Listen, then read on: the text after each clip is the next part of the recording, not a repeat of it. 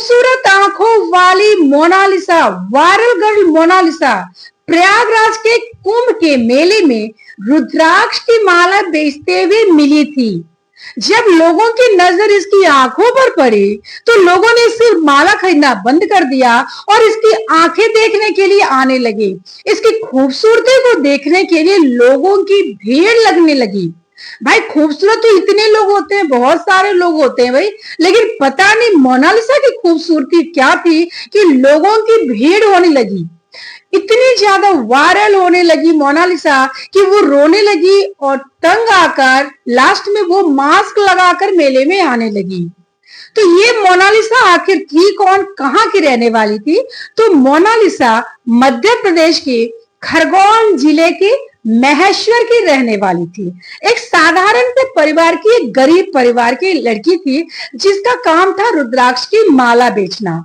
तो ये अपने पिता और परिवार के साथ, अपनी बहन के साथ प्रयागराज में कुंभ के मेले में रुद्राक्ष की माला बेचने में आई थी। लेकिन इसको खुद नहीं पता था, ना ही इसके परिवार वाले को पता था कि ये लड़की एक दिन इतनी ज्यादा वायरल होगी कि लोग इनके मिलने के लिए, इसको एक झलक पाने के लिए इसके भीड़ लगाने लग जाएंगे, लेने आने लगे।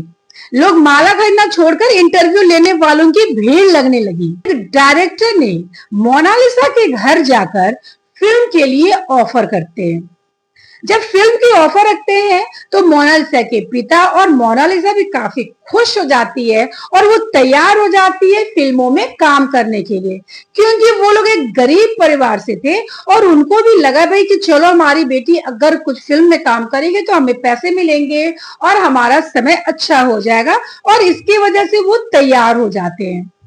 तो मोनालिसा को वो डायरेक्टर अपने साथ ले जाते हैं फिल्म में काम करने के लिए।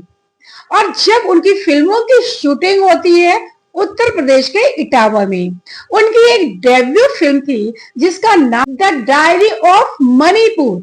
मणिपुर के बारे में बताना था, मणिपुर की कहानी बताना था, और इसी के लिए इसलिए उस डायरेक्टर को एक लड़की की तलाश थी और उनको उस मिल जाती है मोनालिसा।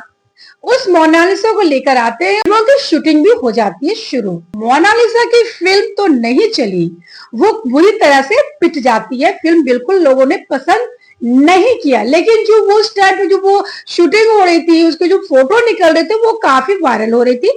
कुछ ही समय के बाद ऐसा क्या होता है कि उस डायरेक्टर पर यह आरोप लगाया गया कि उसने मोनालिसा के साथ कुछ गलत करने की कोशिश की है, और काफी ये फैली बातें, काफी खबरें आ रही थी मोनालिसा के साथ गलत हुआ है।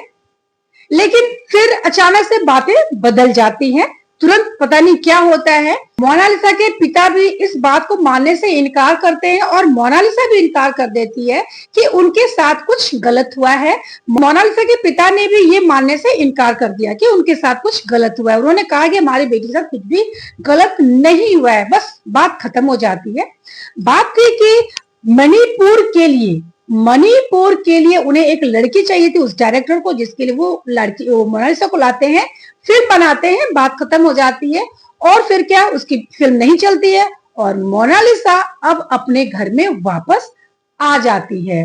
तो से रानू मंडल आई थी, जिस तरह से वो बादाम बेचने वाला लड़का वायरल हुआ था, और एक बार वायरल होने के बाद जैसे वो लोग वापस अपने घर पहुंच गए और पहले की तरह से जीवन फिर से जीने लगे, उसी तरह से मोनालिसा भी जितनी तेजी से वायरल हुई थी वो उतनी ही ज्यादा तेजी से फिर से उसी अंधकार में चली जाती है, और अब फिर वो वही काम कर रही है और वही माला बेच रही है और वही अपने घर में वापस चली जाती है। तो फ्रेंड्स, ऐसे कम ही लोग भाग्यशाली होते हैं जो जितनी तेजी से वायरल हुए और उसी तरह से वो बने रह जाते हैं, उसकी भाग्य चमकती रह जाती है। ऐसा सभी के साथ नहीं होता है, कम लोग होते हैं जिसकी भाग्य तेज होती है और वो जितनी तेजी से आगे बढ़ते हैं और वो उसी तरह से बढ़ते रह जाते हैं।